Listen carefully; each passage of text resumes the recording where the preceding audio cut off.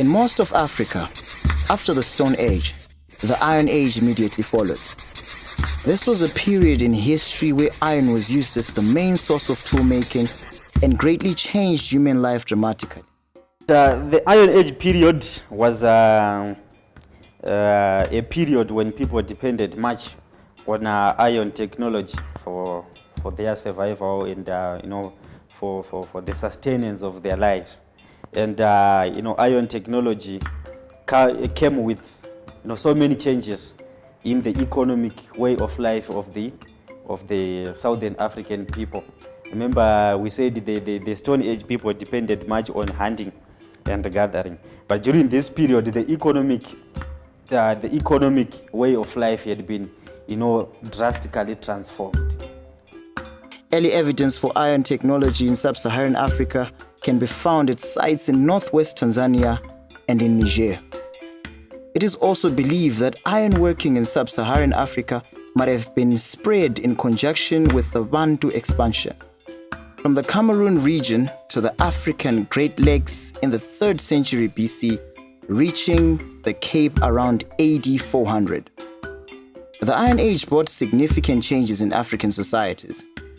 Before the Iron Age in Southern Africa, most people were nomadic and survived by hunting wild animals and gathering wild plants. Most chiefdoms were small in size, and people did not regard land as property. However, after humans learned how to create tools and weapons from iron, their livelihoods changed dramatically. The Iron Age enhanced our tools. For example, like now that metal tips arrows and that was the usage of ilokuse. But kuma stone, and during the Stone Age, for example, like cooking, they used stones as when you're cooking, so Amasan used to have those mabe peka. When they were like digging for something during the Stone Age, they will use those stones on a lana to dig or to do certain things on it, or to cut even this stuff. They use. But during the Iron Age now, they could make even knives. They could make arrows. They could make even soga. So in transformation from Stone Age to Iron Age, powerful economies were formed during the Iron Age. Amazing states like the Great Zimbabwe were formed and thrived during this period. The better a state could utilize iron, the more powerful it became. States like Mapungubwe traded with other distant kingdoms in iron and even gold. Farming became easier through the use of different strong tools. Historians believe that due to the more advanced tools brought about by smelting iron, people are now able to clear more land for cultivation. There was also the introduction of many other economic activities that did not exist during the time of the Stone Age. Such economic activities would include crop cultivation. Crop cultivation wasn't there during the Stone Age, but it was practiced during the Iron Age. And the people practiced crop cultivation because they could use iron axes to clear large tracts of land, then use the hoes to till the land. So it was now possible for them to cultivate crops.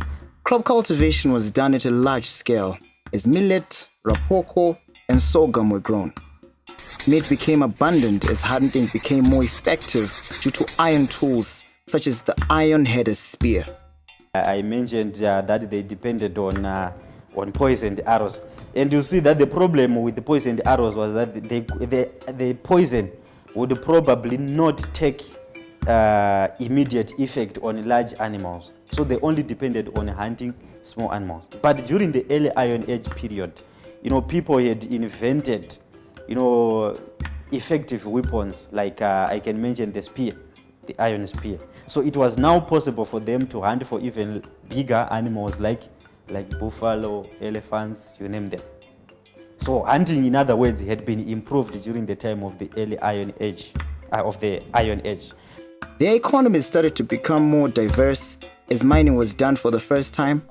gold, silver, and tin were mined for jewelry and even tribute. Historians believe different fashions in the form of jewelry grew even more elaborate with the use of metals like iron and gold. Archaeologists believe that these were most probably worn by royalty to show their stature in the community.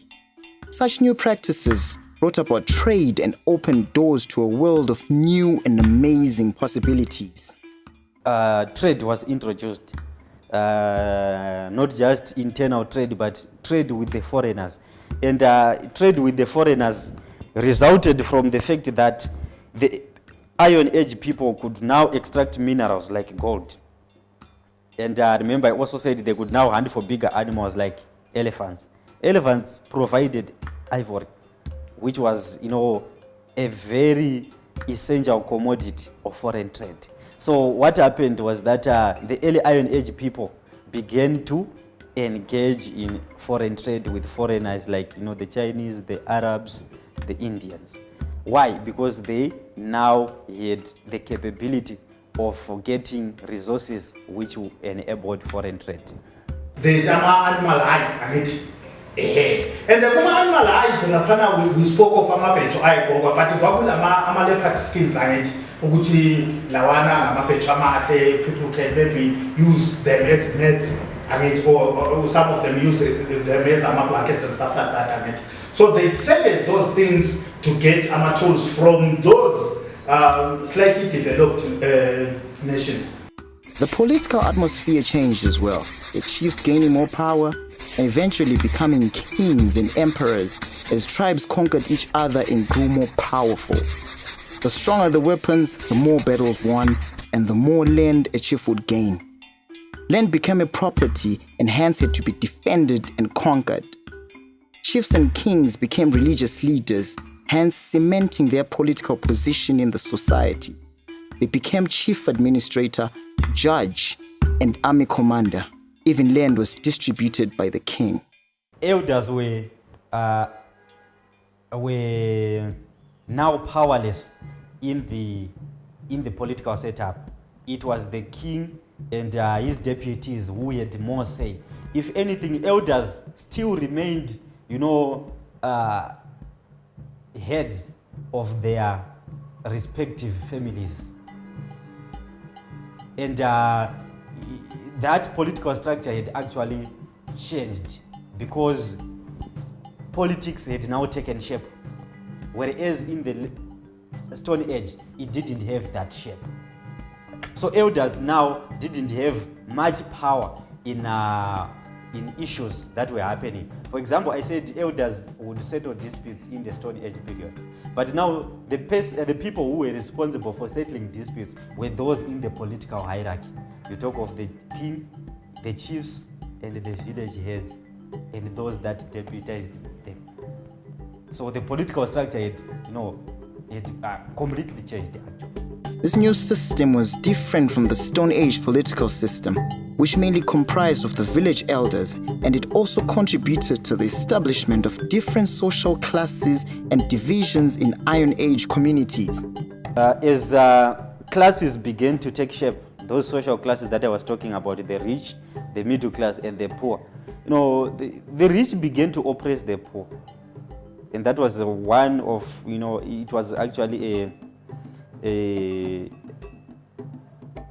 lamentable consequence of iron technology. One of the most significant changes brought about by the smelting of iron was the payment of tribute. Villagers had to pay tribute to the king to show loyalty. Tribute was paid in the form of livestock, ivory, jewelry, women, and grain. Tribute was collected by the army, who gained great importance to a state as they also defended the borders, raided smaller villages and states, and engaged in wars with neighboring enemies. Iron did not only bring about changes in economics and politics, but also in the social lives of Iron Age communities. People now lived in permanent shelter and in larger groups. Food security contributed to the growth of larger communities, such as that of the Great Zimbabwe, which at its height is thought to have numbered 5,000.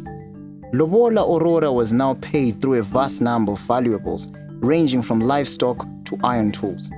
Though many things changed socially, one thing remained the same: the role of women and men. Society heavily remained patriarchal, as women were looked down upon and treated as property in some cases. Religiously, new ideas came, such as the belief and worship of Mwari through ancestors, spirits, and mediums who were highly respected and even earned a place in politics. Practices of rainmaking ceremonies and thanksgiving for harvest became a great part of religious life. People continued to believe in life after death in the form of ancestral spirits.